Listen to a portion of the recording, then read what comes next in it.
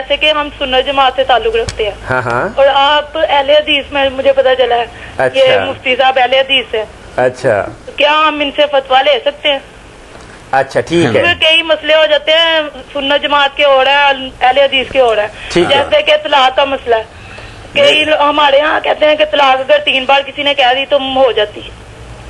لیکن اگر آپ میں ہے کہ اگر کوئی شخص کھڑا ہو کے 100 بار بھی کہہ دے وہ 1 بار ہی کہلائے گی۔ مولانا کے جواب سے پہلے میں وضاحت کر دوں کہ کئی علماء ہمارے پاس آتے ہیں آپ جیسے،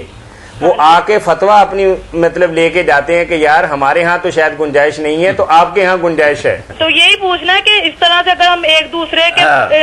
جماعت سے لینے لگے فتوے تو اس طرح تو معاشرے میں لڑائیاں بن جائیں گی۔ ٹھیک ہے آپ بند کریں، آپ کو جواب دیں، میں جواب دیتا ہوں۔ Thank you very much. اب دوسری بات جو آپ نے کہی نا کہ آپ اہل سنت اور جماعت سے ہیں، میرے بارے میں کہا میں اہل الحدیث ہوں، اصل میں یہ چیزیں میں کئی مرتبہ کہہ چکا ہوں کہ میرے بارے میں یہ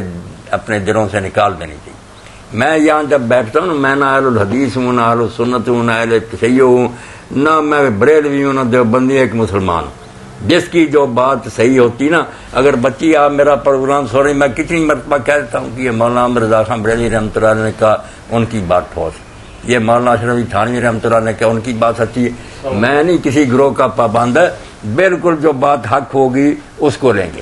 باقی یہ تو آپ کو پتہ ہی ہے کہ اہل الحدیث تو صحیح معنوں میں ہے نا، وہ یہی ہے کہ وہ کسی گروہ میں نہیں ہوتے،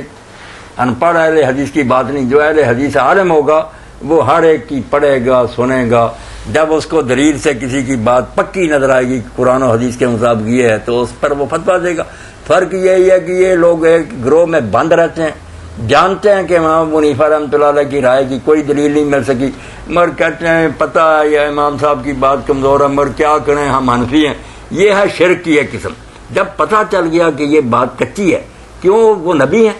دوسرے اماموں نے گناہ کیا، شافعی، مالک، احمد نے، آخر پیرانے پیر رحمۃ اللہ علیہ کے آپ ختم دلاتے ہیں سب کو، وہ ہمبلی تھے۔ اب اگر امام ابو حنیفہ کے مذہب سے باہر نکلنا جرم ہے تو ان کا تو جی نہیں گیا پیرانے پیر کا، وہ رفع دین کرتے تھے، آمین اونچی آوازیں، کتاب پڑھ لیں، ہمبلی تھے، ہر عالم سے پوچھیں ہمبلی تھے کہ نہیں پیرانے پیر۔ تو یہ کوئی نہیں دین میں کہ اس گروہ میں رہو جس کی بات پکی وہ لوگ۔ اب طلاق کے بارے میں آپ نے پوچھا، آپ اہل سنت والجماعت کی بات کرتی ہیں، آپ کو پتہ ہی ہوگا کہ اس دور میں ہی تھے وہ جسٹس بھی رہے شرعی عدالت کے، بہت بڑے عالم تھے، تفسیر لکھی قرآن مجید کی، پیر کرم شاہ صاحب رحمۃ اللہ علیہ، بھیرے والے، قرآن مجید کی تفسیر ضیاء القرآن ہے، رسول کریم علیہ السلام کی سیرت پر ضیاء النبی ہے، وہ ایک پوری کتاب لکھ گئے، پڑھے تھے نا وہاں جامع ازہر سے، انہوں نے کتاب لکھی کہ علماء کو سوچنا چاہیے کہ کیوں کہتے ہیں 3 طلاقیں ایک ہی وقت میں تینوں ہو گئیں، پھر حلالوں میں پھنساتے ہیں، بچیوں کی عزتیں خراب کرتے، وہ کتاب آپ کو لینی چاہیے۔ انہوں نے کہا ہمارے پاس ادارے میں ہے کہ کوئی دلیل نہیں، جو دلیلیں دیتے ہر چیز کا انہوں نے جواب دیا کہ سب کچی باتیں ہیں۔ جب اللہ کے رسول علیہ السلام کے زمانے میں 3 طلاقیں ایک ہی سمجھی جاتی تھیں تو حضرت عمر رضی اللہ عنہ اپنے زمانے میں سزا دینے کے لیے کہ نہیں بات آتے چلو پھر ان کو بھگتو، وہ ایک ڈرامہ تھا، ورنہ یہ مسئلہ کوئی نہیں تھا۔ وہ پوری کتاب لے لے، وہ اہل سنت ہی تھے، سارے جہان کے لوگ جانتے پیر کرم شاہ رحمۃ اللہ علیہ کو کہ بڑے پکے حنفی تھے، بریلوی تھے، مگر انہوں نے کتاب لکھ لی۔ اب بھی کتاب جو مصر میں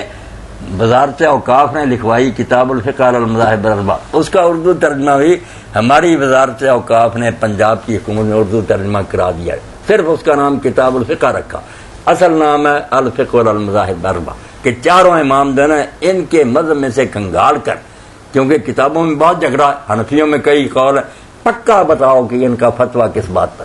تو اس میں پھر یہ طلاق کے بارے میں عبد الرحمن الجزیری نے کہا یار ٹھیک ہے، چاروں امام کہتے ہیں تینوں ہو گئیں، مگر جب ابن عباس رضی اللہ جیسے طاؤس اور عطا جیسے اتنے بڑے بڑے دین کے ستون کہتے ہیں کہ ایک ہی ہے، اور حضور کے زمانہ میں ایک ہے، یہ مسلم کی حدیث بتاتی ہے،